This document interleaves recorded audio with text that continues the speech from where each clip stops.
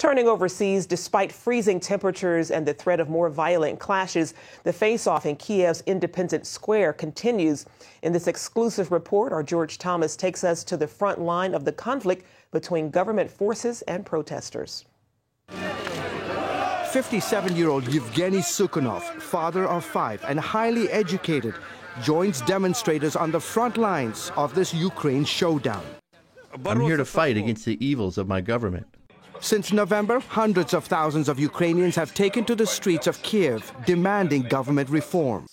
I want the president and his entire corrupt and oppressive government gone.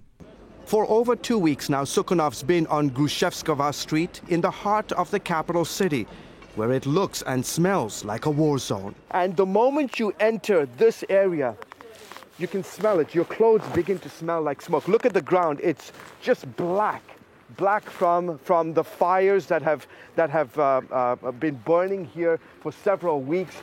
He spends most of his time up here at the very front of the battle line, watching his so-called enemy on the other side of the barricades, Ukraine's elite special forces known as Berkut.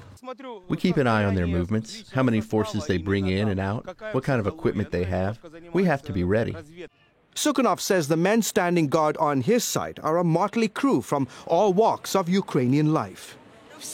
We have doctors, engineers, carpenters, businessmen, laborers, ordinary people who want freedom and justice. And they've all been here for months in freezing conditions, many of their faces covered in black soot. Most folks here suspect a major assault from the government, and they are preparing their defense. And Terika, look at this. Look at how high this barricade is. I mean, I'm standing. This is me. That's how high the barricade is. Folks have spent days filling the sandbags with snow. They're ready because they know probably about 200 yards in this direction are hundreds of Berkut. They're the Ukrainian police who are fully armed, fully ready to do any kind of action if called upon to do so. Standing between Sukhanov's men and the special forces are Christians. Every day they come not to protest, but to sing and pray for peace. In the background, a police officer with a bullhorn warns them not to come too close. But the warning doesn't scare Nadia Tolkocheva, who tries repeatedly to hand Bible verses to the men in black. I have Christ in me. Why should I be afraid? I wanted to give our brothers the text of Psalm 91. These men are not our enemies. They are our brothers, our sons. This Christian mother facing the police weeps for her son, who was reportedly killed during violent clashes between police and anti-government protesters.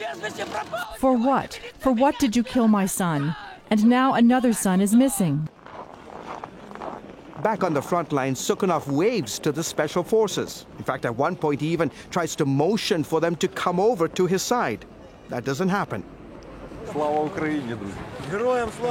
the committed like Sukhanov, the future looks very uncertain and potentially dangerous as whispers of a looming crackdown fill the air. George Thomas, CBN News, Kiev, Ukraine.